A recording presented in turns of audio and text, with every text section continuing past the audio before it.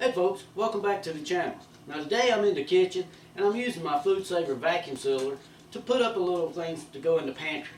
Now I want to show you a couple tips today on how I do my sugar. Now I buy it in like a 10-pound bag, and for short term of what I use for like when I make tea or whatever I need to be readily available in my kitchen, I just use this glass jar with the seal here on it. I can fill this up with sugar, and anytime I need it, I can just open it and use this little latch right here to seal it right back down. That'll keep my sugar fresh for temporary use while I'm working through what's in there, making tea or what have you. Now, if you want to put some up for a little longer, you say, well, I usually use a 5-pound bag of sugar a month, but I bought a 10-pound bag. Now, what do I do with the rest of it to keep it fresh? Well, you could get a couple of these jars and do it, but maybe you don't have room for those jars and you want to put it maybe in your pantry, but you want to keep it fresh. You want to keep air and moisture away from it, and you just don't want to put sugar around because you'll attract ants. So the best way I've found to do it is with a vacuum sealer.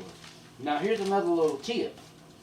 If you're going to use a vacuum sealer to put any kind of powder in it, I recommend putting it in a paper bag. And you can pick these little small paper bags up at the Dollar Tree for $1. Well, it's $1.25 now. I was about to say $1, but I get a pack of them for like 40 for $1.25.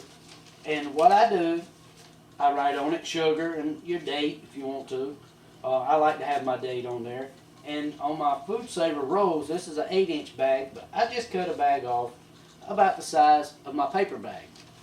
Now, some people, and I do it as well sometimes, I put whatever I'm storing in my paper bag and then try to put it in the plastic bag. In this case, it's just easier for me. Slide my paper bag inside my plastic, and then I open up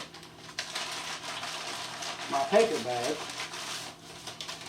and you can see I got this full, little cheap full tin here that I picked up at the Dollar Tree as well.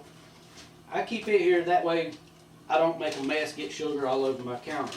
But what I do, I open my bag of my sugar and I just hold this here, and I use just a 1-cup measuring cup, and I will scoop my sugar into this bag.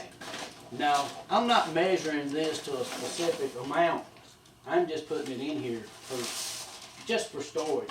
But some things we do, like flour and such, you can put it in there and you can measure out if you need a certain amount, 2 cups, 4 cups, or what have you.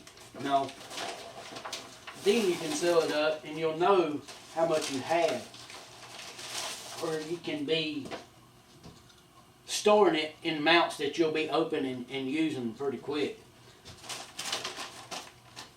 Let's go one more here.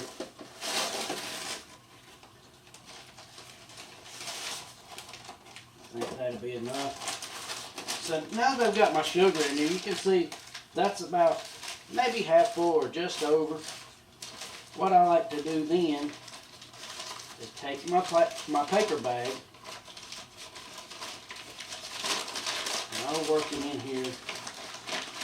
And I'm going to fold it over down that side there. And what this is going to do, when you fold that paper bag over, this is going to keep, when you put a vacuum to this, this is going to keep this vacuum machine from drawing any sugar out of there. Now this is really important if you use powder and stuff. Flour or stuff like that, you can suck it in your machine and it will stop it up, and I'm sure sugar would too. But anything loose like this, I like to keep it in a paper bag. And I'm going to do a video with different tips and tricks like that right there. And but after you get your paper bag in there, you get your sugar in, you get it folded over, I kind of mash mine down to give me plenty of room for my silverware.